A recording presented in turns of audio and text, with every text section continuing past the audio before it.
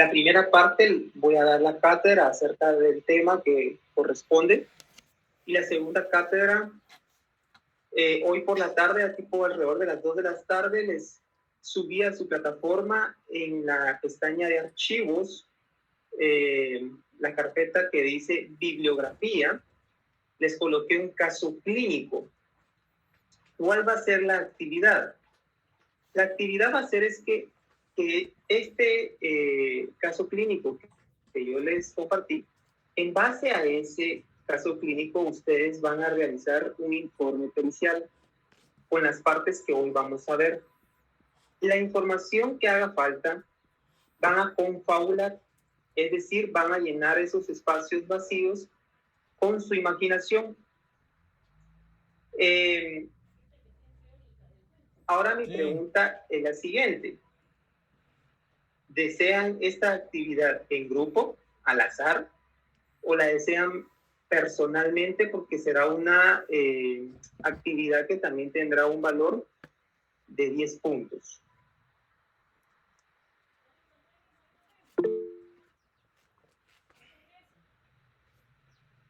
María André, ¿quiere hablar?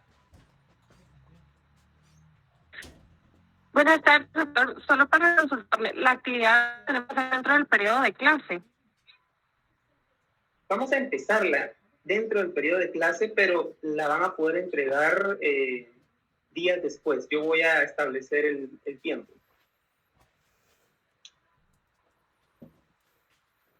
Muchas gracias, doctor. Entonces, muy bien.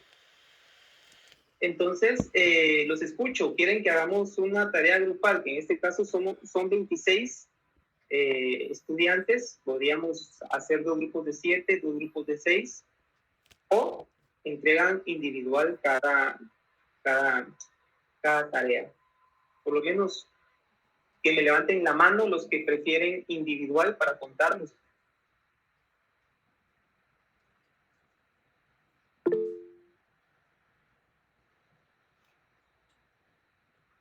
Vamos a ver.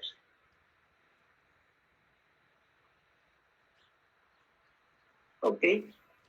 Por 1 ganó la mayoría. Entonces, de los 20 que habemos conectados, 11 levantaron la mano de que están de acuerdo en que se haga individual. Entonces, lo que vamos a hacer es que la segunda parte de la clase vamos a empezar, les voy a dar un tiempo prudencial para que lean el caso clínico y de una vez voy a ir preguntando después de ese tiempo prudencial de forma voluntaria y si en caso no tengo voluntarios de forma que yo voy a mencionar el nombre para que me vayan brindando los datos de lo que ustedes trabajaron estando donde se encuentren actualmente.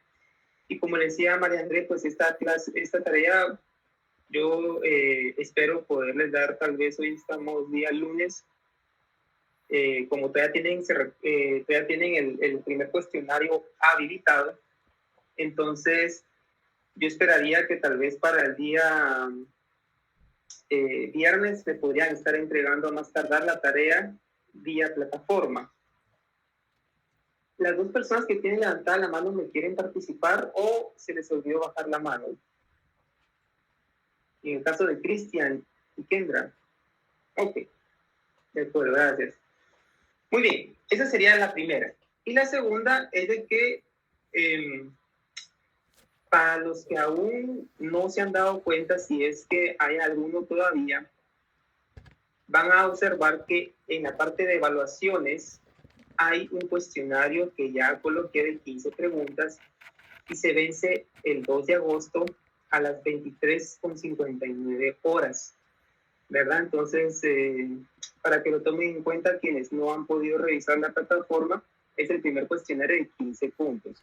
Las preguntas fueron realizadas no de mi clase, sino más bien fueron realizadas de los documentos oficiales que la universidad brinda, ¿sí? Entonces, habiendo dicho lo que ya mencioné, vamos a empezar con la clase del día de hoy.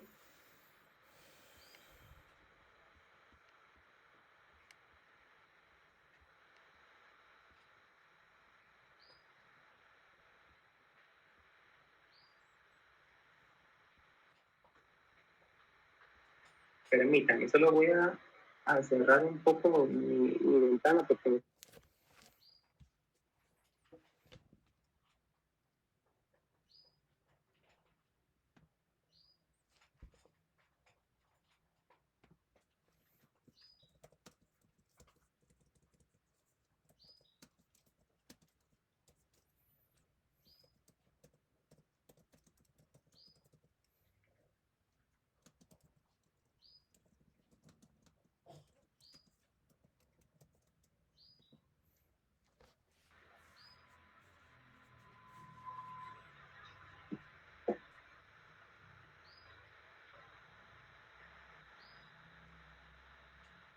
Muy bien. Bien, entonces, para poder hablar de valoración psiquiátrica a privados de libertad, vamos a terminar un poco con respecto al examen mental, a las funciones psíquicas que hemos venido describiendo hasta el lunes pasado, para posteriormente pasar a la redacción de un informe pericial y así sucesivamente a lo largo de las semanas poder ir valorando las diferentes etapas en un proceso de la evaluación de las personas que han cometido un delito. Entonces, esto lo agregué yo extra, no está dentro de los archivos, pero me parece bastante importante poderlo mencionar. Evidentemente, en su área profesional deben de contar con ciertas características, ¿sí? Y las que van a ir ustedes observando como título en color azul son las características que yo he encontrado en común en todos los libros de psiquiatría forense y que ustedes al conocerlos pues van a estar en acuerdo conmigo. Cuando hablamos de meticulosidad y oratoria, hablamos de que los peritos deben ser metódicos, ¿sí? Así como las personas que se dedican a la revisión clínica se basan en lo que es el método científico, igualmente lo que son los peritos. Deben ser meticulosos para poder obtener y así rendir un informe pericial que esté en acuerdo a lo que la persona es perito. Si estos actúan en forma espontánea o improvisada, esto puede llevar a que invaliden sus trabajos, ya sea por defectos de forma o falta de la información necesaria o esencial. A los que han tenido acceso a los informes periciales y principalmente de mi área, de la parte psiquiátrica, podrán darse cuenta que los informes no son demasiado extensos. Si ponemos en una balanza, es una gran probabilidad que psicología brinde informes más extensos, con información más detallada de todos los procesos psicológicos que suceden en el evaluado, que los psiquiátricos, que usualmente tienen una tendencia mayor a definir un diagnóstico, ¿sí? Y a ser más concisos y concretos con un examen mucho más corto de lo que hace el psicólogo. La capacidad oral para transmitir mensajes es fundamental para los peritos. Nosotros debemos de poder comunicarnos adecuadamente y correctamente con otros profesionales, logrando escoger las palabras adecuadas que sean del conocimiento en común. No es recomendable que se presente el perito a una audiencia, ¿sí? Utilizando palabras muy técnicas de su área, porque la idea es de que mi narratoria pueda ser comprendida por los que me están escuchando. De nada me sirve llegar con palabras muy técnicas porque no me van a comprender, y es más, me voy a poner en una postura en la cual me van a hacer más preguntas porque obviamente debo de aclarar lo que estoy diciendo. También cabe añadir que siempre se puede lograr este rasgo por lo que... vamos a ver... Sí, Rosa, la escucho. Buenas tardes, doctor. Mucho gusto. Para mí es un gusto estar de nuevo en su clase. Doctor, cuando usted dice de oratoria y que debemos de, en un proceso de las que ya mencionó, debemos de usar palabras sin tecnicismo. ¿Podría hacerme el favor de dar un ejemplo cuando dice no muy técnico, verdad? Porque a veces otros educadores que hemos tenido dicen que sí debemos de usar palabras bien técnicas. Entonces, a manera de que me estoy confundiendo un poquito, ¿verdad? Cuando usted dice no muy técnicos en nuestra área, Sí. entonces, ¿a qué lenguaje común se refiere? Disculpe, doctor, disculpe. Muy bien, Rosa.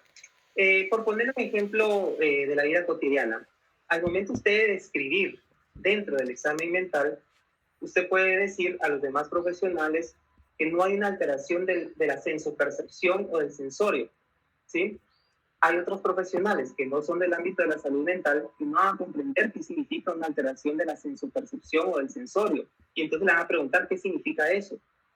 Entonces ahí es donde usted debe de aclarar que está hablando de algún tipo de alteración de la percepción, incluyéndose una posible alucinación, y debe de explicar con claridad para que los demás puedan comprender. Porque recuerde que dentro de un equipo técnico no solo hay psicólogos y psiquiatras, sino que hay abogados, trabajadores sociales, pedagogos, ¿verdad? El propio juez o jueza y los asistentes como tal. Otro ejemplo bien frecuente. Supongamos las palabras coherencia y congruencia tienden a confundirse mucho en lo que es el examen mental. Y cuando usted relata un pensamiento coherente y congruente, le dicen, ok, denos información de cómo es un pensamiento coherente y congruente.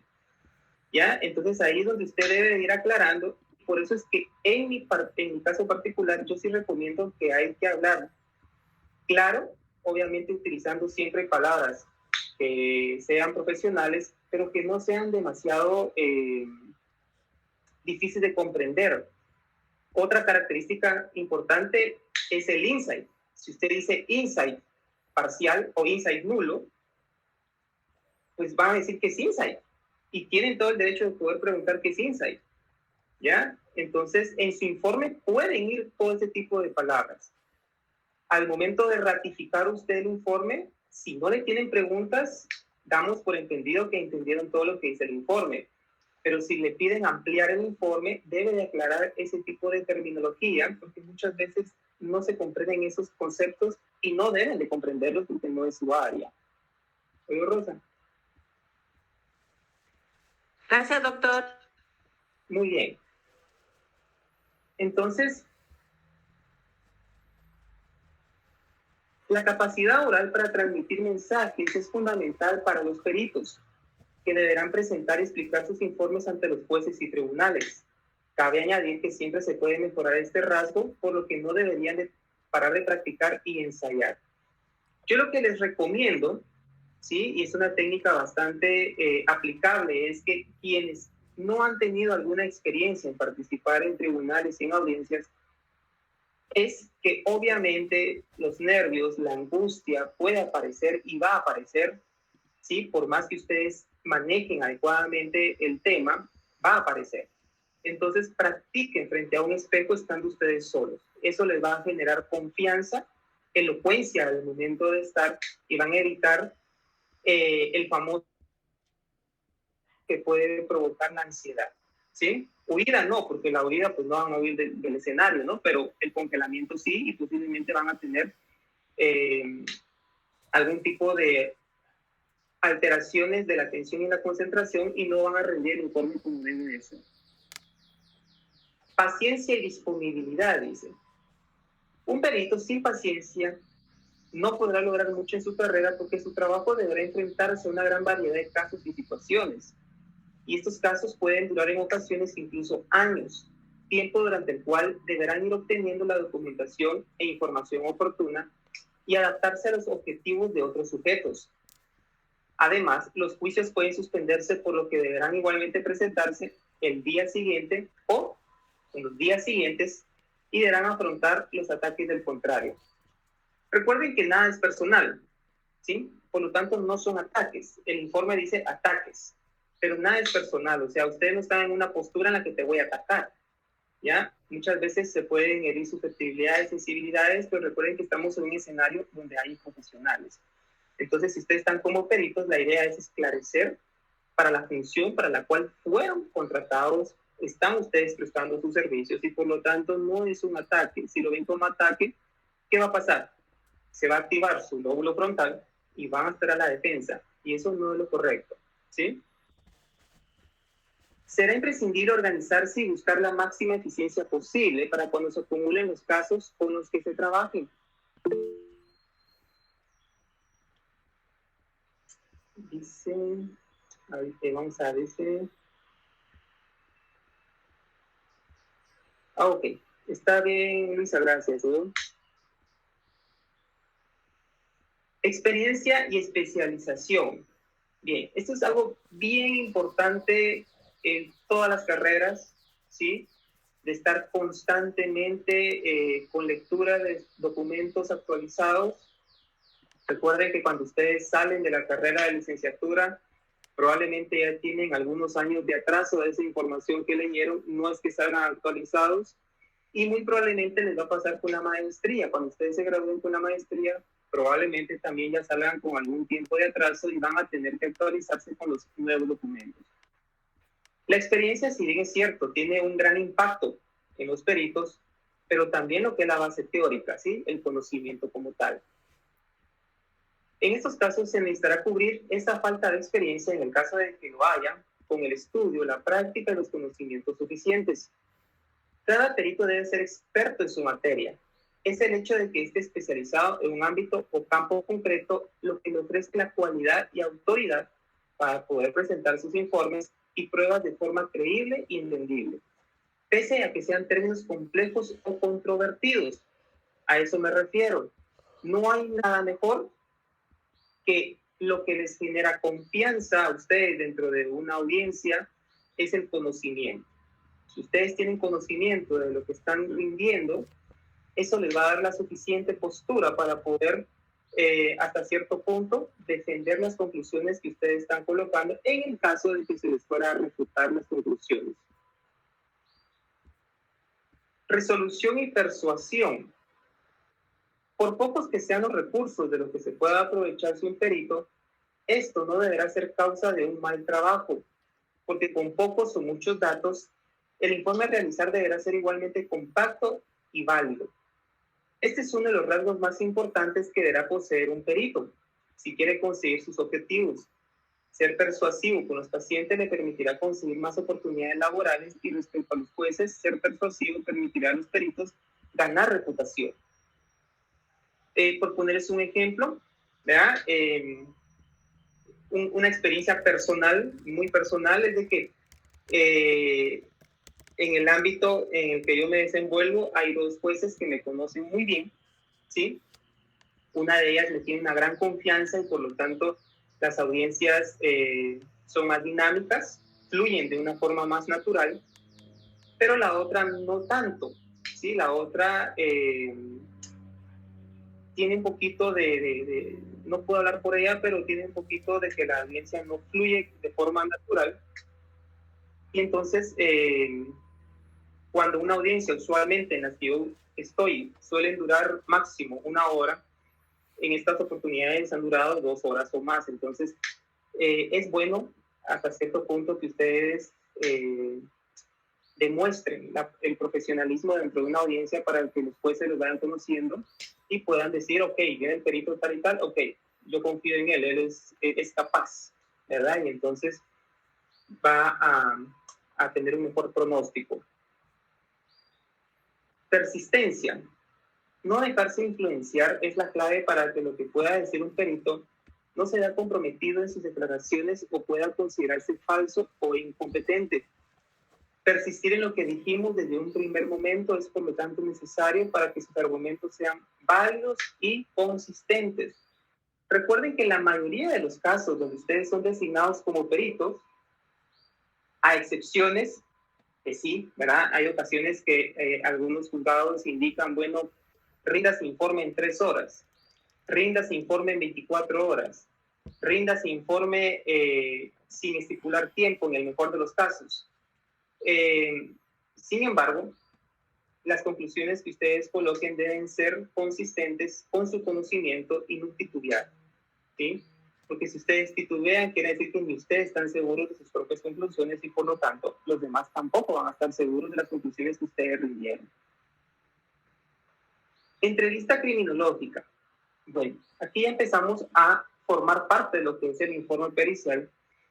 En la entrevista criminológica se identifican 2 tipos de recuperación de la información: la recuperación narrativa y la recuperación interrogativa. Una pregunta, voy a hacer una pregunta a alguno de los colegas que están conectados. Vamos con Oscar Ricardo, ¿estará presente? Sí, doctor, buenas tardes, dígame. Buenas tardes, Oscar. Con una consulta. Dentro de los dos tipos de recuperación de la información tenemos la narrativa y la interrogativa. La narrativa es aquella donde usted le da el permiso a su cliente de poder relatar la información de una forma libre. Y la interrogativa es directiva. Usted le va a ir haciendo pregunta tras pregunta para obtener lo que usted quiere. En su experiencia, ¿cuál ha tenido mejores resultados? Fíjese que cuando estaba en la licenciatura, tratamos un poco estos casos. Hicimos un par de pruebas. Lo que más nos funcionaba a nosotros era el cuestionario abierto, la entrevista abierta, ¿ya? Okay. Donde el entrevistado desata todo lo que tiene que decir, cuenta su historia. Después de esto se analiza esa historia y ya venimos con las preguntas directas. Okay. ¿Ya? O sea, al final se volvía mixta. Claro. ¿Ya? Ajá. Así fue como la trabajamos nosotros. Ok, Oscar, muchas gracias. No le puedo dar una bien concreta porque siempre usamos la mixta, la verdad. Ok, gracias. Así es, Oscar, y así es el resto de compañeros, ¿verdad? Debe de ser mixta. Ahora bien, la entrevista criminológica, si bien es cierto, parte de que no estamos ante un paciente, sino que estamos ante un cliente y que no hay confidencialidad, yo siempre les recomiendo que suceda como que fuera una charla, ¿sí? ¿Por qué? Porque si bien es cierto, nosotros queremos obtener información que a nosotros nos va a ser útil para poder determinar las conclusiones, hasta cierto punto, ese cliente ya está ansioso. Y si nosotros llegamos y tenemos ya una entrevista estructurada, y nosotros más bien tenemos hasta cierto punto de repente rasgos obsesivos, que sí o sí debemos de cumplir esa entrevista estructurada tal y como la traemos en la mente, lo que vamos a generar es mayor ansiedad y la información no va a ser válida o poco válida. Entonces, como dice Oscar, hay que utilizar las dos, pero las dos hay que irlas mezclando en una charla dinámica, ¿sí? Como yo les decía anteriormente, como que estuviera bailando tango con mi cliente, de manera que él da un paso atrás y un paso adelante y viceversa, para que la persona, disculpen la interrupción, dice... Ok, Karin, está bien, comprendo, no hay problema. Entonces, es algo que ustedes deben de ir fortaleciendo y madurando al momento de poder ir a hacer entrevistas. Tal vez los colegas psicólogos tendrán bastante experiencia en este campo de que las entrevistas usualmente las hacemos de esa manera, muy fluida, ¿verdad? Muchos de los clientes cuando se acerca el perito le dicen, ¿qué quieres saber? ¿Qué quieres que te conteste? Esa es la forma usualmente de abordarnos. Y ahí ustedes deben de tomar prácticamente el bastión y comenzar una conversación. Entonces, yo les recomiendo que empiecen, obviamente, primero con una presentación personal de quiénes son, ¿sí? Y para qué están ahí, ¿sí? Para que el cliente sepa quiénes son ustedes y para qué están ahí. Y ya después de eso comenzar la charla dinámica. Van a obtener información mucho más valiosa porque entonces los mecanismos de defensa de ese cliente van a bajar cuando vea que es una charla fluida, amena, en la cual hay feedback, ¿sí? Y que ambos están interactuando, ¿ya? De hecho, esto podemos hacer una práctica en una de las clases donde alguno de ustedes sea el cliente, ¿sí? Y yo sea el perito y viceversa para que puedan ustedes observar cómo debe de hacerse, porque es la forma más de retroalimentación de obtener los datos. El primero se relaciona con permitir que la víctima o testigo relate sin interrupción en lo relativo a los hechos que se investigan y posterior a dicho relato formular preguntas concretas, mientras que el formato interrogativo hace referencia a la realización de preguntas que están previamente establecidas sin la posibilidad de que la persona pueda explicar lo ocurrido. Y aquí hay algunas ventajas y limitaciones tanto de la recuperación narrativa como de la recuperación interrogativa. Esto, como les explico, no está en el documento, pero es importante que ustedes lo sepan. Y, por ejemplo, en el formato de recuperación narrativa, en la cual se le da cierta libertad al cliente de poder relatarnos lo sucedido, es que suele contener menos distorsiones, ¿ya? Pero también va a depender del pensamiento de ese cliente, porque si el pensamiento de ese cliente es circunstancial, le va a dar muchas vueltas al tema y va a costar llegar al punto. Entonces, si ustedes tienen 1 hora, 2 horas para hacer la evaluación, probablemente, si permiten que el cliente fluya, van a terminar 3 horas, ¿verdad? Javier, fíjese, Javier, que el caso está en la pestaña que dice archivos. Ahí hay una carpeta que dice bibliografía y el documento dice caso clínico. Archivos, bibliografía, bibliografía adicional, dice, ¿verdad? Así es. Vamos a ver, caso clínico. Caso clínico, sí, aquí está, doctor. Gracias, oye. Sí, aquí está, ya lo vi. Mire, otra cosa con respecto a lo que está hablando ahorita. Fíjese que yo siento que sí hay que interrumpirlos porque a veces los pacientes pueden mentir, ¿verdad? O sea, cuando uno siente que no están diciendo la verdad, ahí hay que como que darles un toque de atención. No sé cuáles sean las técnicas porque yo no soy psicólogo, ¿verdad, doctor? Yo soy mercadólogo, pero sí hay que darles un toque de atención a veces, siento yo. Ustedes tendrán sus técnicas, pero sí creo que si los dejan solo con la narrativa, muchos van a mentir, ¿va? No sé, pienso. Sí, tienes razón, Javier. De hecho, con las dos formas de interrogatorio, el cliente tiene la posibilidad de mentir. Y justamente por eso es que se hace más fácil siendo una dinámica la charla, porque si usted identifica como perito que su cliente está, ahorita le doy la palabra, Luisa, si usted identifica que hay duda de lo que está diciendo el cliente, usted puede reformular preguntas, puede hacer reconstrucción de lo narrado para que usted pueda verificar si realmente la información es válida o no es válida. En alguna de las trampas que usted le coloque, el cliente cae, ¿sí? En el caso de que estuviera mintiendo, ¿ya? Ahora, Luisa dice, Luisa, la escucho.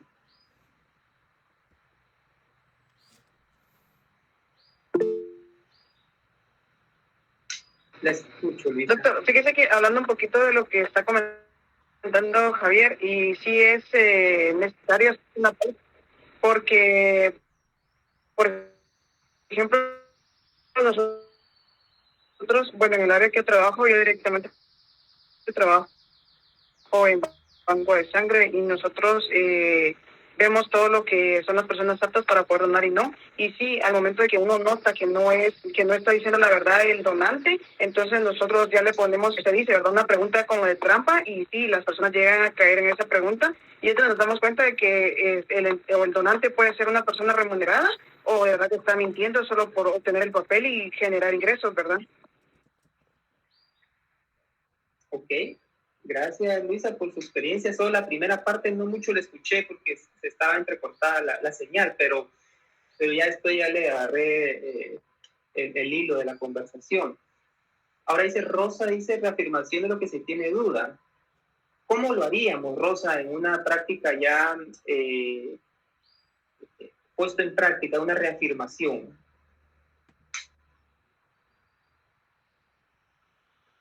¿Es una pregunta que me hace, doctor? Sí.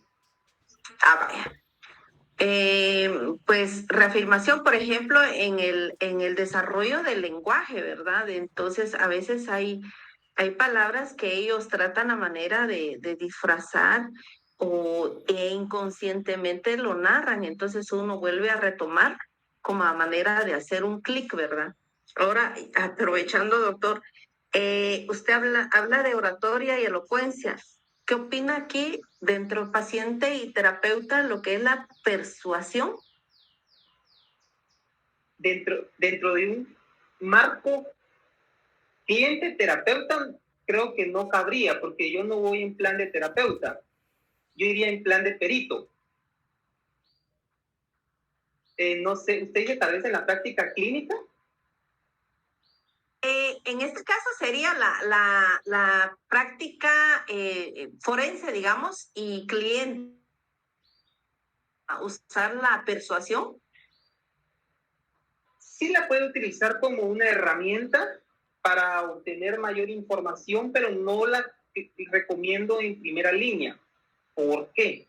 Porque recuerden que algunos de esos individuos van a tener un IQ promedio o superior y algunos otros más van a tener un trastorno de la personalidad X, dígase el más común, antisocial. Entonces ellos hasta cierto punto, cuando hablamos de manipulación, posiblemente tienen mayor experiencia ante un perito que no tiene experiencia. Y por eso es que muchas veces a mí me pasó, ¿verdad? Y yo lo tengo que aceptar que cuando yo empecé en esta área, una de sus técnicas era infundir miedo, ¿ya? Y lo lograron algunos. De manera que yo así como, ok, me da un pasito para atrás y me voy, ¿sí? Entonces sí habría que conocerse muy bien como para utilizar técnicas persuasivas y obtener la información que yo deseo, Rosa. ¿Sí? Bien. Entonces, otra de las ventajas de una narrativa es que se suelen cometer pocos errores de comisión. Se obtiene información más esquemática y aproximada de los hechos, porque contiene una introducción, un nudo y un desenlace. La narrativa se puede aplicar cuando ustedes ya tienen una capacidad de poder centrar su atención en la información que quieren centrarse. Porque si no, hasta ustedes se pierden en la información que el cliente rinde. Porque son tantos datos que les va a brindar el cliente. Y como dice Javier, y como dice Rosy, y como dice Leslie, si no mal recuerdo, de tantos datos que se obtienen, posiblemente se nos vayan los que sí hay que cuestionar y nos quedemos con los que no tenemos que cuestionar. Esa es la narrativa. Por eso es que cuando tenemos poca experiencia, ¿sí? Yo recomendaría que utilicemos primero preguntas hasta cierto punto cerradas para obtener la información que ustedes quieren ir a obtener. Y conforme van ganando experiencia, ya pueden hacer este feedback que yo les digo de una charla como que estuvieran hablando con otra persona y que la persona no se sienta interrogada. Esa es la idea, que no se siente interrogada, sino que más bien sea una charla entre dos personas que están compartiendo información. Ojo, cuidado también con estas personas, porque estas personas, cuando estamos empezando en este campo, suelen sacar información personal, ¿sí? Entonces hay que tener cuidado con esa parte también. Por nada, ¿sí? Del mundo, por así decirlo, rindan información personal, ¿ya? A excepción de su nombre, yo supongamos en los centros de privación de adultos y menores, se da un nombre falso usualmente o un indicativo. No se dice el nombre real, ¿verdad? Les soy honesto. Yo en ocasiones he utilizado el nombre real, ¿verdad? Pero enhorabuena, no ha pasado nada, pero pues tampoco hay que confiarse. Ustedes usualmente usen en los centros de privación, usen un indicativo o usen un nombre que no sea el de ustedes para evitar ser identificados. En el momento que ustedes perciban que hay temor, ¿verdad? Depende del cliente que vayan a evaluar. Dentro de las limitaciones de la narrativa es que pueden ser pobres en cuanto a la cantidad de detalles proporcionados. Se suelen cometer muchos errores de omisión. Dentro de las ventajas de la interrogativa, ¿sí? Es que se puede obtener gran cantidad de información, pero esta suele tener más distorsiones, se obtienen más detalles, pero menos exactos, y se obtiene un recuerdo más literal y menos esquemático de los hechos. Dentro de las limitaciones, el testigo puede acceder a información errónea o reconstruir inadecuadamente el suceso, y se suelen cometer más errores de comisión. Entonces, cuando ya hablemos del examen mental, el psiquiatra debe permitir al peritado la libre expresión de ideas y sentimientos y dejar que cuente su historia. Esta es la primera fase de la entrevista, ¿sí? ¿Qué quiere decir? Que no empecemos de forma punitivos, indicando y llegando de forma agresiva a obtener lo que yo deseo. En la segunda, el psiquiatra hace preguntas orientadas a lo que se desea saber, en función de los objetivos planteados previamente por la autoridad solicitante. Yo les recomiendo que para los que no tienen experiencia en este campo, y es algo que yo hice, es de que ya hay formatos de evaluaciones periciales, ¿cómo se dice? Aceptados a nivel latinoamericano. Entonces, ese formato, de hecho, dentro de la bibliografía que yo les subí en bibliografía adicional, el único libro que está en español, el que dice Manual de Psiquiatría Forense, ese libro tiene un formato validado de una entrevista criminológica y de los datos que se deben de obtener. Inclusive está redactado cómo se deben de brindar las conclusiones para que ustedes no caigan en sesgos.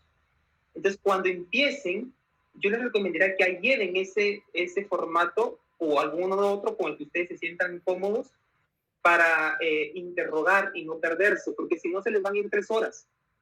¿Verdad? 3 horas platicando con la persona y entonces se fue el objetivo de. Y una evaluación pericial, ¿cuánto consideran ustedes que debe de durar por cada sesión?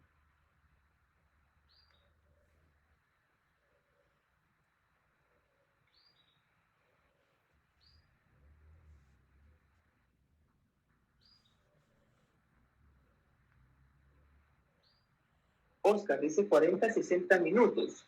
Ok. ¿Quién dice algo diferente?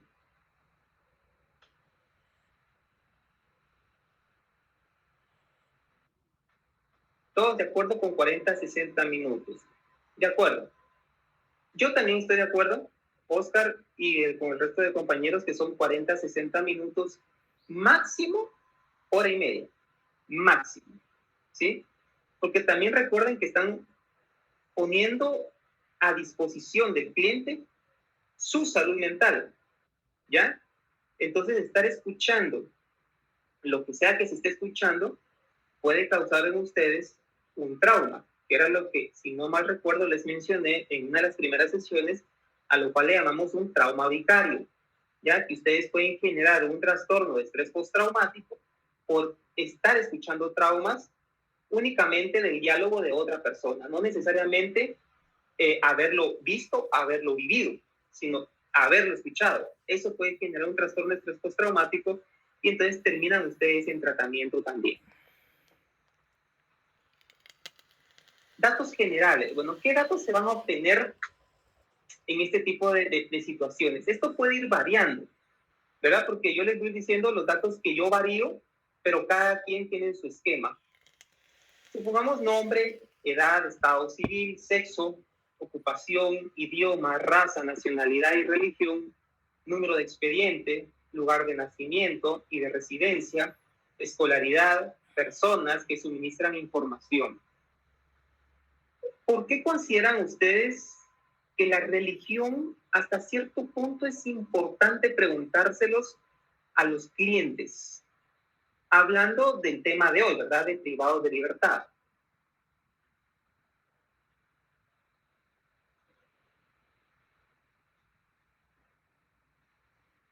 Preguntémosle a Fernanda Gabriela, ¿estará por ahí?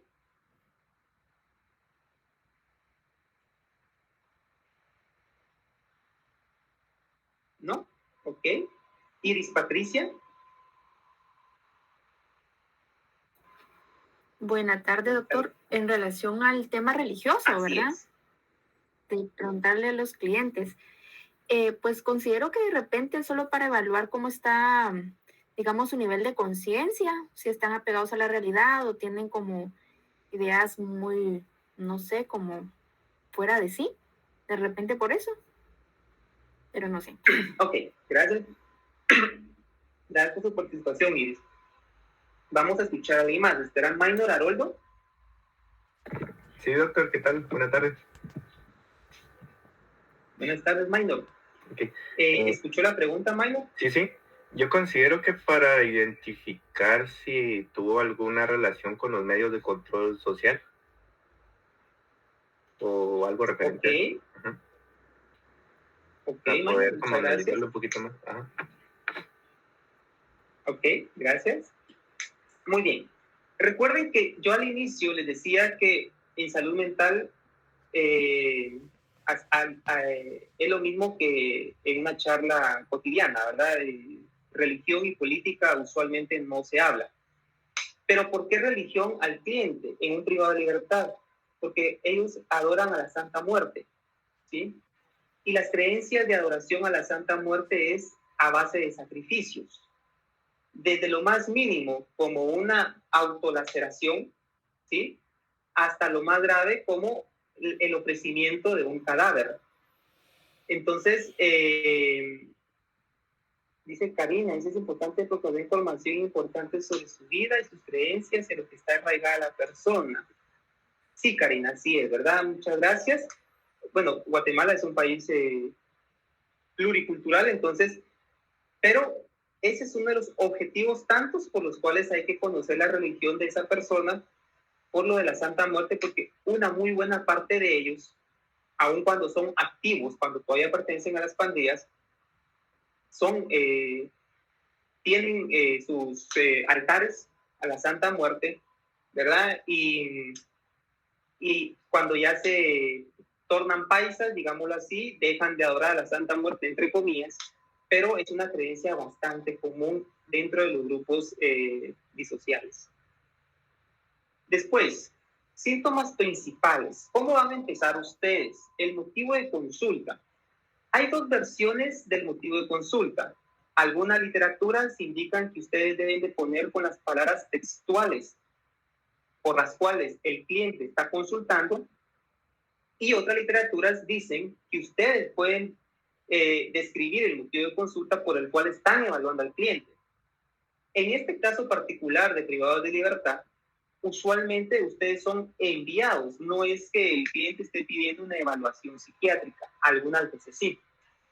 Cuando el cliente lo esté pidiendo, ustedes sí pueden colocar dentro del motivo de consulta lo que ellos les están refiriendo textualmente, siempre entre comillas, y siempre la duración del tiempo que llevan el cliente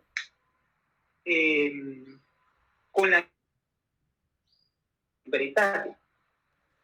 Ahora, en el caso de que ustedes sean enviados, entonces el motivo de consulta ya ustedes lo colocan, siempre poniendo el tiempo, ¿verdad? Porque el tiempo dentro de la salud mental es bastante importante para poder clasificarlos en criterios de acuerdo a los dos libros que utilizamos internacionalmente.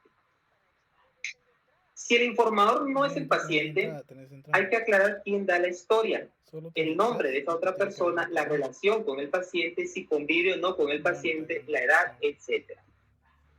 Enfermedad actual. Bueno, en la enfermedad actual es donde ustedes más van a permitir que el cliente brinde información, tal vez de una forma narrativa, no interrogativa, ¿sí? Porque es donde ustedes quieren saber cómo empezó y cómo terminó. Y todo lo que ellos digan textualmente va entre comillas, para que ustedes sepan y los demás profesionales sepan que eso lo dijo textualmente el cliente y que no ustedes le están agregando o quitando palabras. Se harán preguntas abiertas sobre quejas o problemas. Luego se harán preguntas dirigidas a obtener datos como tiempo de evolución, intensidad, fluctuación, síntomas físicos y su relación con los psiquiátricos, supuestos factores causales, circunstancias asociadas, disfunción laboral y familiar secundaria a los síntomas, tratamientos recibidos médicos o no, beneficios secundarios, etc. Tal vez aquí, en la enfermedad actual, en la literatura, dice que tratamientos médicos recibidos o no, ¿verdad? Eso lo podemos agregar dentro de los antecedentes médicos. En la enfermedad actual, lo que yo les recomiendo es único y exclusivamente colocar la información narrativa que el cliente indica, por lo cual lo estamos evaluando o por lo cual él está solicitando la evaluación, ¿ya? Entre comillas. Ya después nos pasamos a antecedentes familiares y personales. Antecedentes familiares, es bien importante describir si hay alguien dentro de la familia que tenga alguna alteración de la salud mental, diagnosticado o no diagnosticado, es decir, objetivo o subjetivo, y Si no saben cuál es el diagnóstico o no han sido diagnosticados, ustedes pueden ampliar y preguntarle cuáles son las molestias que han visto en el familiar, ¿sí? Algunos de ellos, y dicen es que como que escucha voces, como que se le olvidan las cosas, entonces te van tomando una idea más o menos de a qué tipo de alteración pueda estar cursando ese familiar.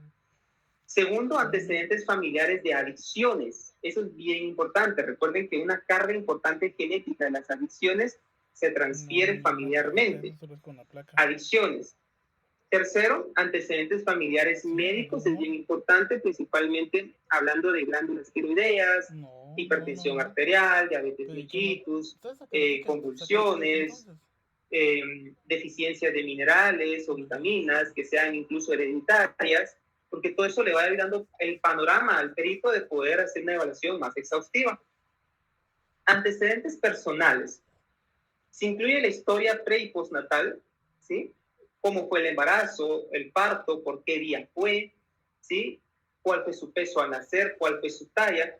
Les soy muy honesto. Estos datos, hablando desde el punto de vista psiquiátrico, yo no los coloco y he visto los informes del INASIF y por lo menos los que yo he visto tampoco los colocan.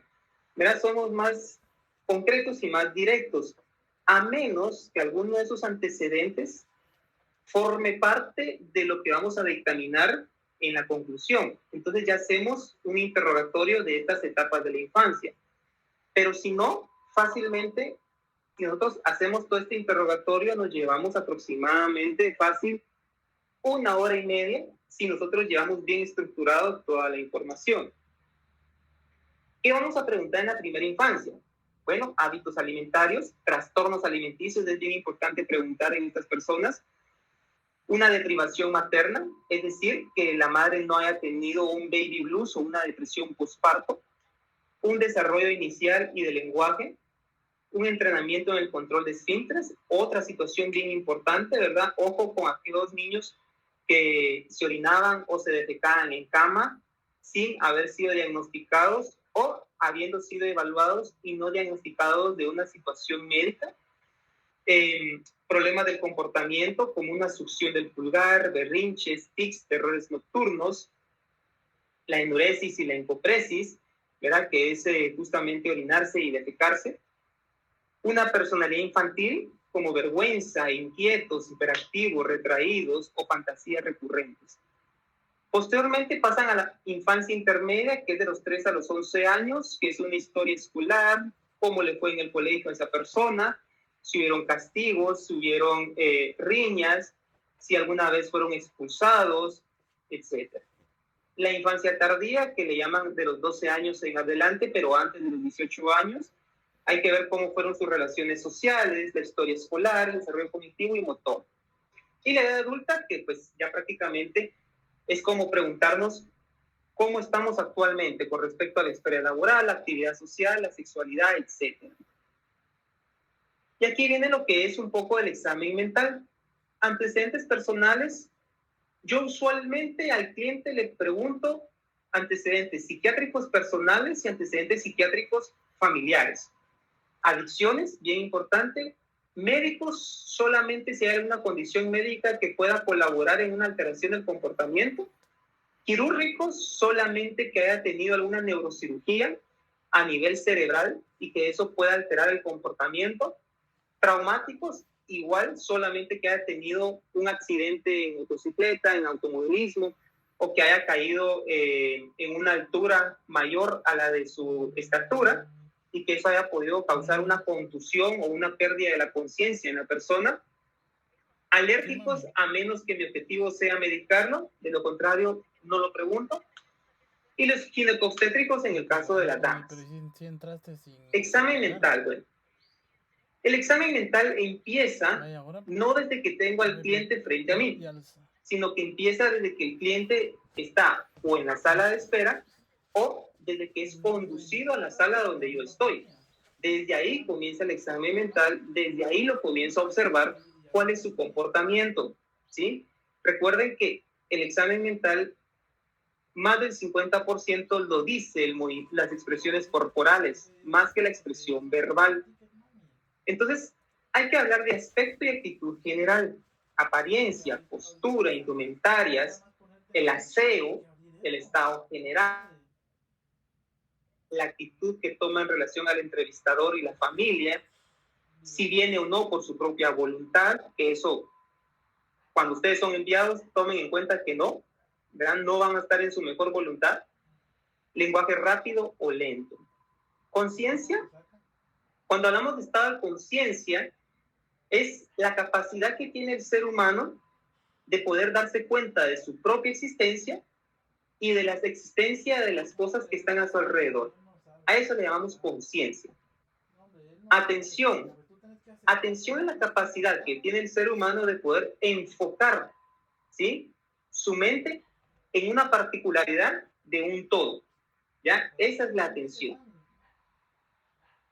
Orientación, clásica pregunta que a ustedes incluso le han hecho y que le pueden preguntar a las personas es: dime qué fecha es hoy, dime qué año es hoy, dime qué día es hoy, dime dónde estamos ubicados, dime en qué departamento estamos ubicados, qué estación del clima es hoy, actualmente, ¿verdad? Son preguntas que ustedes van a saber identificar, orientar al paciente. Los trastornos de la orientación, pues, se clasifican en una desorientación general, aquel que no está orientado ni en tiempo, ni en espacio, ni persona, es decir, no sabe qué fecha es, no sabe dónde está y tampoco sabe cuál es su nombre.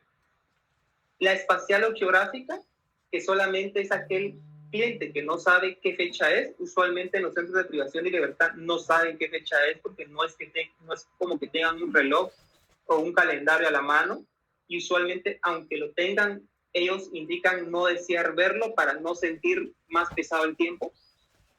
Del espacio corporal o la pseudo desorientación. Cuando hablamos de una pseudo desorientación, algunos de los colegas psicólogos, ¿a qué creen que nos referimos?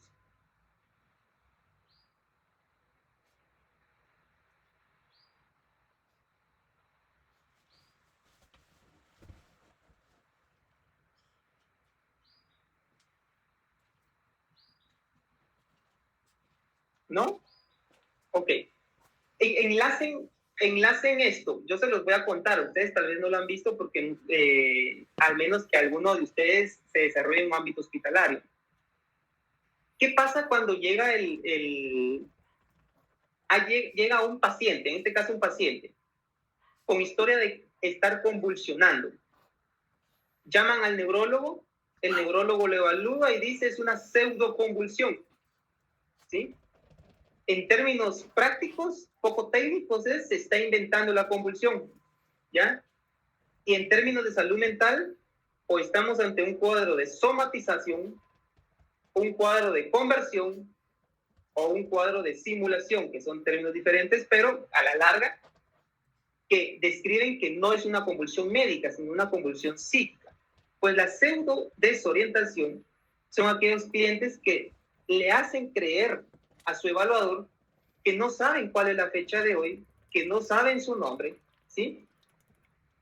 Se los voy a poner más claro, son los que fingen demencia, ¿sí? Esa es la pseudo desorientación, prácticamente. Memoria. Es la capacidad, con los tipos de memoria que vimos, de fijar y conservar información, de evocar y reconocer experiencias pasadas. Y los trastornos se clasifican en cualitativos y cuantitativos. Los cuantitativos prácticamente son amnesia de fijación, es decir, aquella persona que bien puede recibir información, pero no tiene la capacidad de contener la información a corto plazo y por lo tanto se le va a olvidar de forma inmediata. La amnesia de evocación son aquellas personas que reciben información, ¿sí? Fijan la información, pero al momento de recordarla no pueden expresarla. Es como cuando ustedes dicen lo tengo en la punta de la lengua, ¿sí? Eso es una amnesia de evocación, ¿verdad? O sea, que tengo en la punta de la lengua, inconscientemente sé la palabra, pero no lo puedo decir. Amnesia global, que es la retroanterógrada, que son aquellas personas que olvidaron todo prácticamente, todo antes del accidente y todo lo después se les dificulta recordar. Los infartos lacunares, que existen en personas que tienen infartos cerebrales, ya por alguna enfermedad vascular de los vasos sanguíneos. Amnesia selectiva, esto es La amnesia selectiva, ojo con esto, porque en nuestro campo la amnesia selectiva es una de las amnesias que usualmente suelen escoger los que están simulando o los que están somatizando. Van a recordar a conveniencia lo que desean recordar. Y para esto ustedes tienen que identificar lo que es una ganancia primaria y una ganancia secundaria. Y valiéndome de que Rosa es la que está con la cámara activa, en la próxima, Rosa, no quiero que me la apague, por favor. ¿Usted nos podría informar qué significa una ganancia primaria y una ganancia secundaria en un sujeto que está en un cuadro de somatización?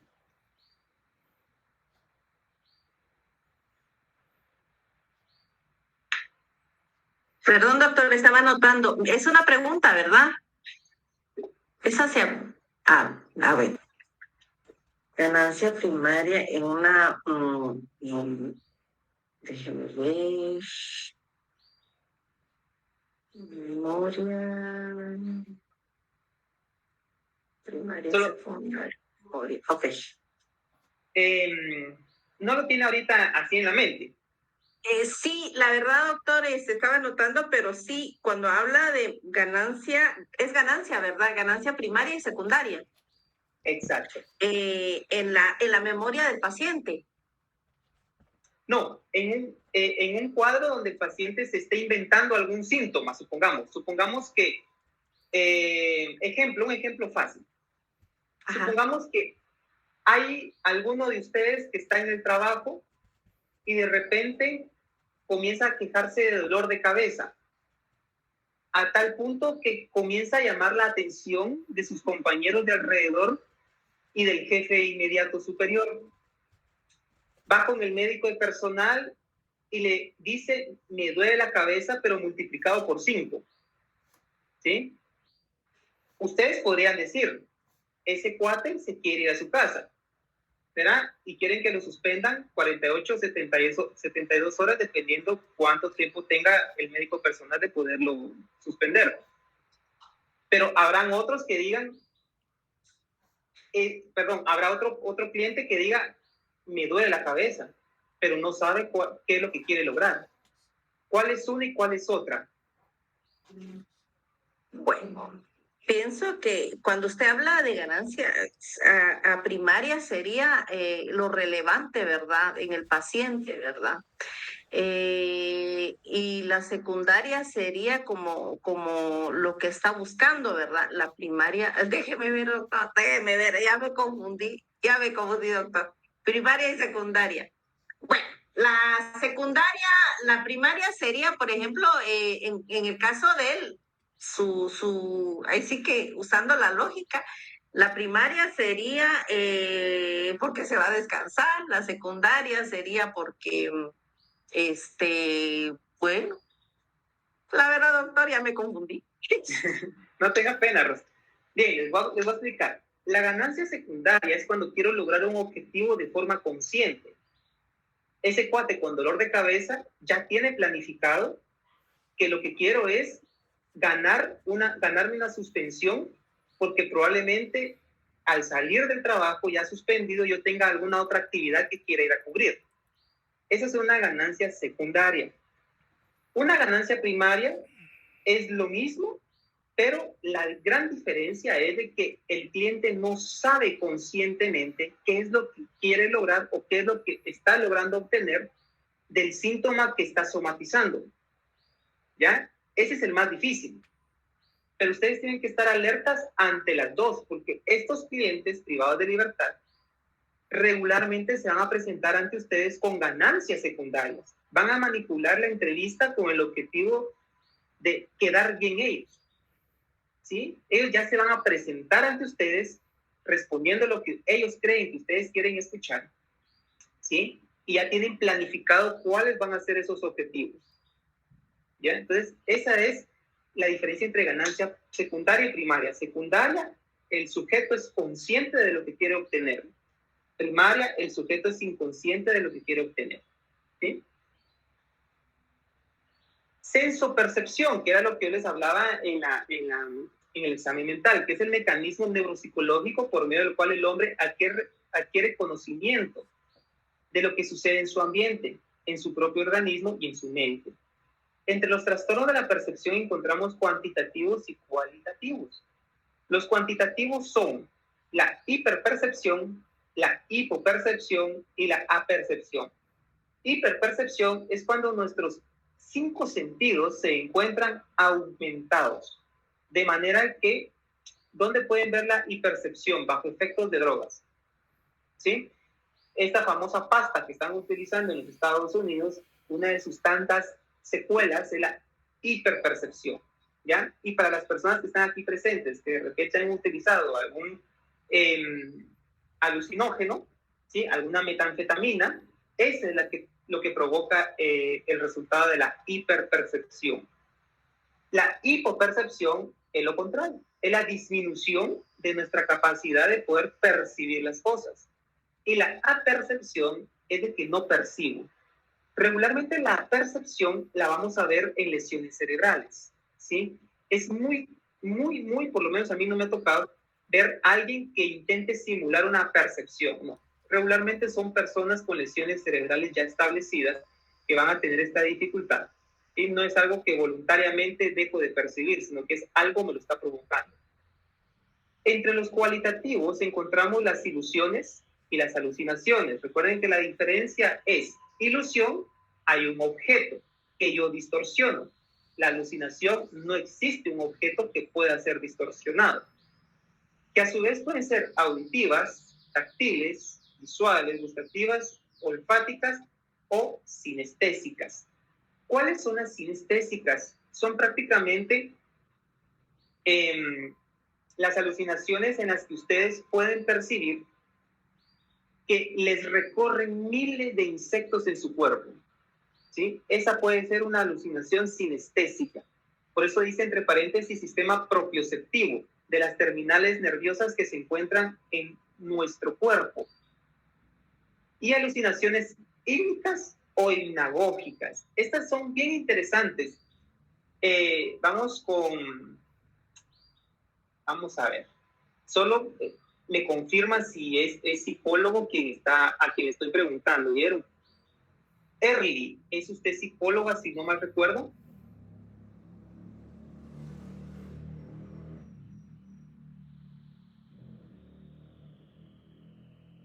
No, no está, creo. Ok. ¿Estará Cristian de Jesús? Buenas tardes, doctor. Hola, buenas tardes. Cristian, una consulta. ¿Usted es licenciada en psicología? Sí, doctor, sí. Muy bien. Una pregunta. ¿Usted sabe qué es una alucinación hipnagógica y una alucinación hipnapómpica? La alucinación hipnagógica, si no estoy mal, es la que se produce, es un efecto que se produce como parte de un trastorno del sueño. Antes de que la persona duerma, tiene una alteración de su realidad, es que alucina algún objeto, ¿verdad?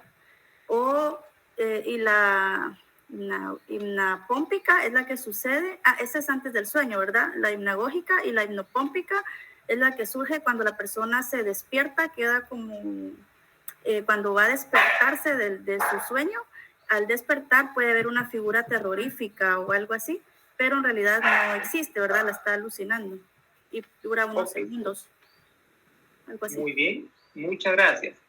Exactamente. Las hipnagógicas suceden cuando paso del estado de alerta, es decir, el que estamos aquí, o yo esperaría que todos estemos en un estado de alerta y no somnolencia, a un estado de sueño, ¿sí? Y las hipnapómicas cuando pasamos de un estado del sueño a un estado de alerta. Son alucinaciones normales. No se me van a asustar si alguno de ustedes ha notado que al momento de estarse quedando dormido, comienzan a observar sobre un fondo negro algunas figuras geométricas, algunos objetos, algunos animales, ¿sí? Y que eso los hace despertarse de forma abrupta Eso es una alucinación hipnagógica y lo mismo puede suceder en una alucinación hipnapómpica, pero son fisiológicas, es decir, son normales.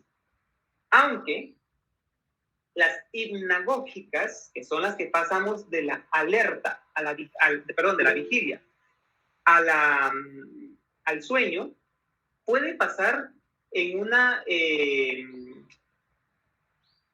narcolepsia. ¿Sí? Entonces habría que descartar una narcolepsia en aquel sujeto que se tiene la sospecha, pero no quiere decir que todos van a tener narcolepsia con hipnagógicas. Dice Oscar, ruidos o voces, usualmente son alucinaciones visuales, Oscar, que usted va a ver sobre un fondo negro, ¿verdad? Usualmente no son ruidos o voces, aunque ruidos puedan ser, voces también, pero no comprensibles. O sea, no que usted me diga, la voz me estaba diciendo que Dios va a venir, por poner un ejemplo, ¿ya? Sino que usted escuche el murmullo. Entonces, ahí sí puede, de alguna manera, clasificarse dentro de una alucinación hipnagógica, que sería cuando me estoy quedando dormido. ¿Le ha sucedido, Oscar? Sí, un par de veces, pero sí es solo una voz y una palabra, por ejemplo, mi nombre, ¿ya? Y nada más. Sí, puede ser que sí, Oscar, sea una alucinación auditiva, en este caso hipnagógica, y que lo hace despertarse a usted de forma de sobresalto, ¿verdad? Javier, ¿lo escucho? Doctor, yo hablo cuando estoy dormido. Un montón. Ok. ¿Qué es Okay. eso? Bueno, depende.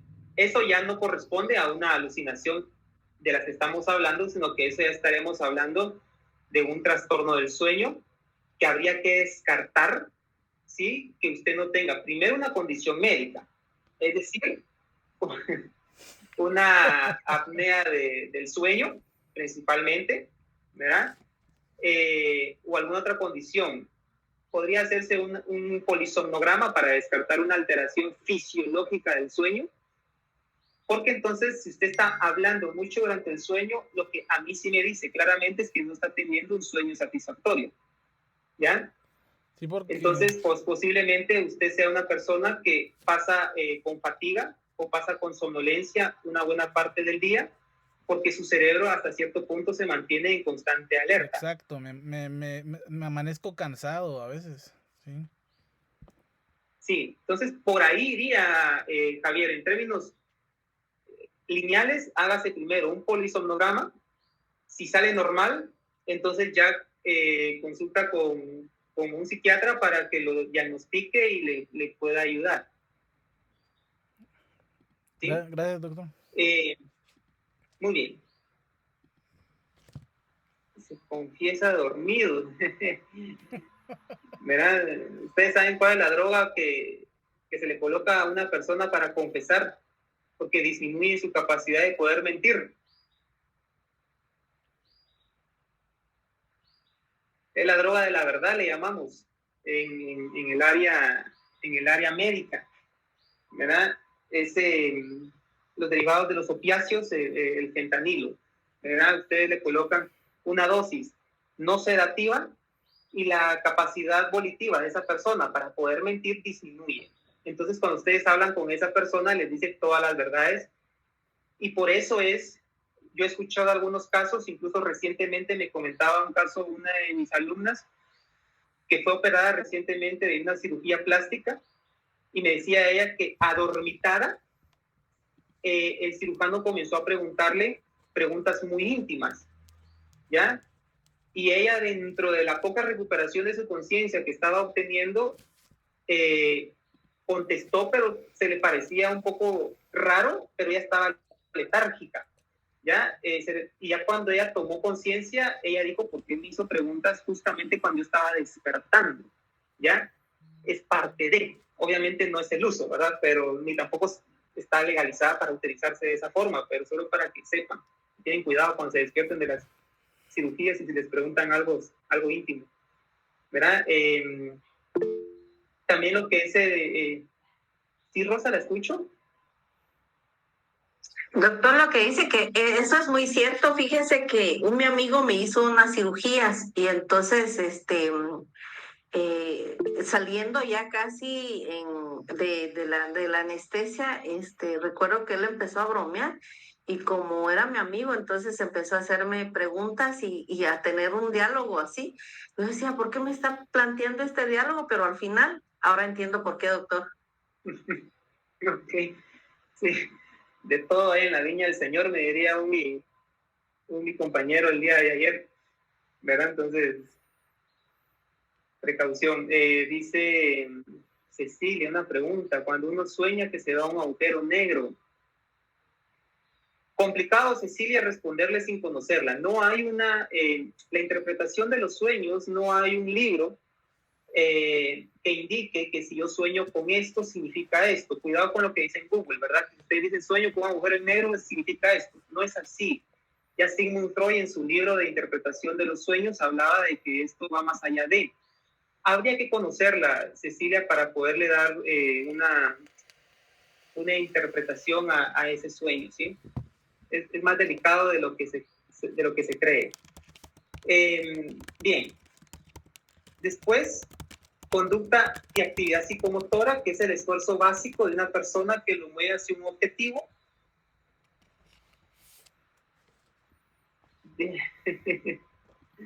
¿Verdad? Ok, de acuerdo. Que lo mueve hacia un objetivo compuesta de acciones que pueden ser voluntarias, automatizadas, impulsivas e instintivas. Entre los trastornos encontramos una agitación psicomotriz, que es aquel que va a tener un comportamiento motor desorganizado, va a tirar golpes, ¿sí? Va a tener movimientos aleatorios, movimientos violentos que pueden ocasionar un daño, que es el aumento de la energía motora sin un fin, sin un objetivo. La hipoactividad, que es lo contrario. La inhibición psicomotora, que son aquellas personas que se quedan estáticas, ¿ya? Solemos verlo mucho en personas que utilizan medicamentos para la esquizofrenia, ¿ya? Que suelen mantener posturas raras, digámosle así, por mucho tiempo. El estupor psicomotor, que es cuando tenemos un accidente y en nuestras funciones mentales superiores no nos ubicamos y por lo tanto nuestro cuerpo tampoco responde correctamente, sino que va a responder de acuerdo a nuestra mente se ubica. La flexibilidad seria, esta es bien interesante. Yo en el tiempo que tengo de hacer esto, una vez lo he visto nada más. La flexibilidad seria es, imagínense al personaje como que fuera una marioneta, ¿sí?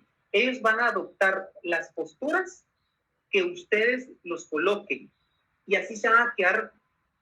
Si ustedes no regresan a su postura normal, él no va a regresar, ¿ya? Eso es la flexibilidad seria. Entonces, en el Federico Mora se observa mucho este tipo de casos, ¿verdad? Porque ya son personas crónicas, donde mantienen posturas antifisiológicas por mucho tiempo. Cristian, escucho. Que menciona de esa postura está asociada a la catatonia. Exacto, es una de las variantes de la catatonía. Gracias. Muy bien, de acuerdo. Afectividad, que era lo que hablábamos de la vez pasada, ¿verdad? De pasión, sentimiento y ánimo. No me voy a centrar mucho en afectividad porque lo hablamos muy bien. A excepción de lo que es la bella indiferencia, ¿sí? ¿Alguien sabe qué es la bella indiferencia? Híjole, yo hablándoles y no les estaba compartiendo mi clase. Ahorita les voy a compartir mi clase.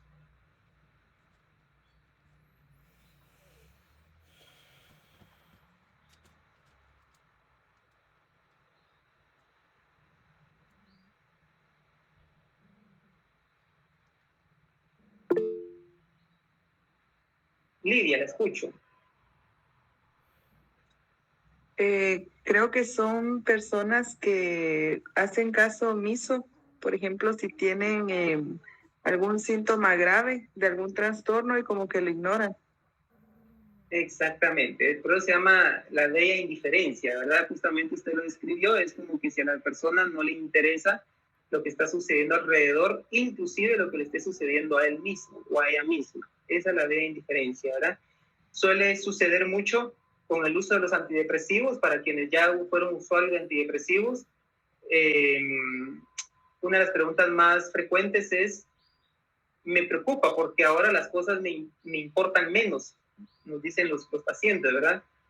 Es un poquito de, ¿verdad? Solo que la bella diferencia multiplicado por más. Ese sentimiento de que, digamos lo poco técnico, me valen un poquito más las cosas. Pensamiento es un proceso psíquico que se realiza en la corteza cerebral, en la que intervienen la abstracción y la asociación de ideas, cuyo material procede de percepción, memoria, imaginación, y los trastornos se clasifican en forma, curso y contenido. Ahí terminamos la clase del día de hoy. ¿Preguntas o dudas que ustedes tengan?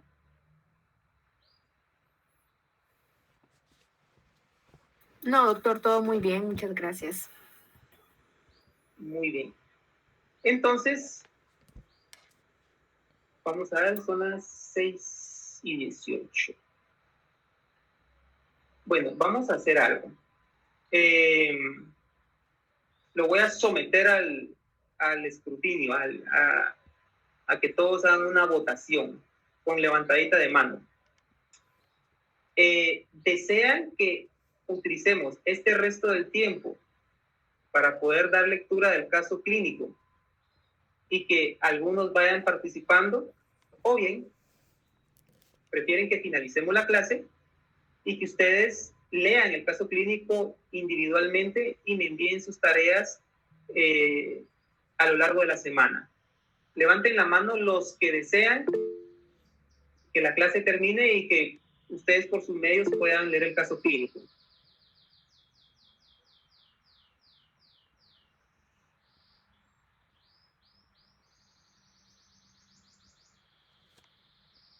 Ok, ya tengo 15 manitas levantadas, 17, llegaron 17 de 25, entonces ganó la mayoría. Muy bien, entonces ya saben dónde pueden encontrar el caso clínico. Lo que necesito es que en base a ese caso clínico ustedes realicen un informe pericial tal y como está el ejemplo en el documento que era para lectura del día de hoy. La información que no esté en ese caso clínico, lo que necesito es que confabulen, es decir, que ustedes agreguen información que tenga una lógica en el seguimiento de ese paciente y que de esa manera ustedes puedan tener un informe pericial completo de acuerdo a lo que ustedes han colocado de información extra.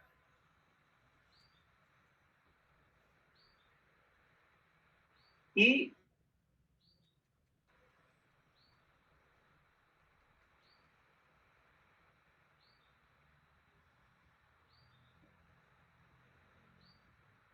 a los que no menciones porque ya los ubico un poquito, entonces es porque ya les tomé asistencia. Iris Barrientos. Presente, doctor.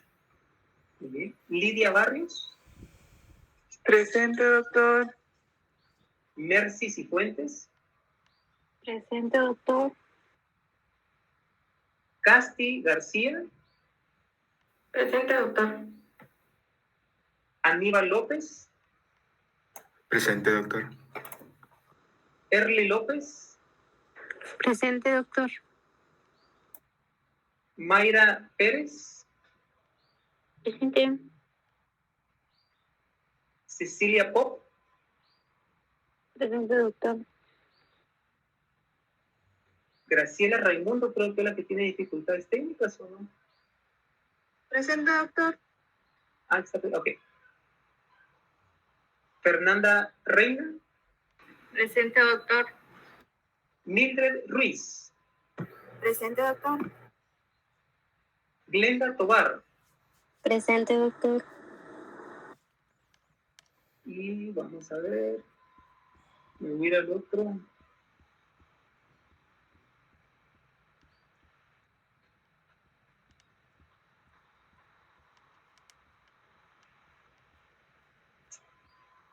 Andrea Méndez.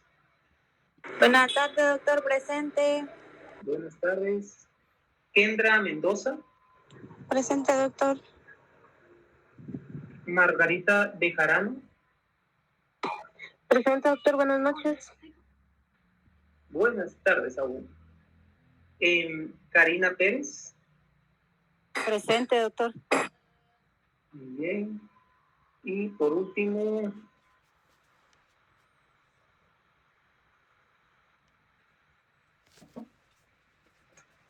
Maynor Quiñones. Presente, doctor. Muy bien. Al resto es porque ya les tomé asistencia, porque ya los ubico, así como Claudia, que supongo que es lo que me está levantando la mano. Y si no, la escucho. Perdón, doctor, se me olvidó quitarlo. Disculpe. Ok, de acuerdo. Muy bien, a los demás ya los ubico más o menos, y entonces ya les tomé asistencia.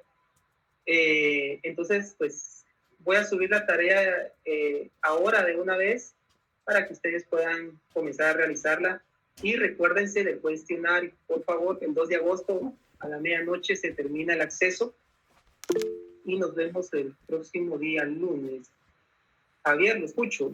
Disculpe, doctor, solo una pregunta respecto al ejemplo que dijo de la cuestión pericial sobre este caso. No lo veo. O sea, en el caso no hay un ejemplo, ¿verdad? No, el caso clínico no hay un ejemplo. Donde hay un ejemplo es en el material homologado de su plataforma, donde dice módulos. Ajá. Hay un documento que dice semana 5, que es en la que estamos actualmente. Sí, valoración psiquiátrica del privado de libertad. Exacto. Ahí hay un ejemplo del informe pericial en el cual usted se puede guiar. Ah, ok, doctor. Gracias. Oye, muy amable. Muy bien. ¿Es el paciente dragón, doctor? Exacto. Gracias. Andrea, ¿la escucho? Perdone, doctor, yo creo que yo no escuché, pero ¿de qué módulo viene el examen? Lo que es el cuestionario que está ya disponible. Ah, a ese se refiere. Muchas gracias, No, doctor, amable. No le respondí la pregunta, no sé si... No, es que yo le preguntaba de qué módulo venía el examen. Ok, el cuestionario número 1, que es el que ya está en la plataforma, estoy evaluando la semana 1, 2, 3 y 4. Ah, ok. Muchísimas gracias, doctor, muy amable. Bueno. Muy bien, entonces tengan feliz tarde-noche y nos vemos el próximo lunes. Gracias, doctor. Feliz tarde. Doctor. Gracias, Tarde. doctor.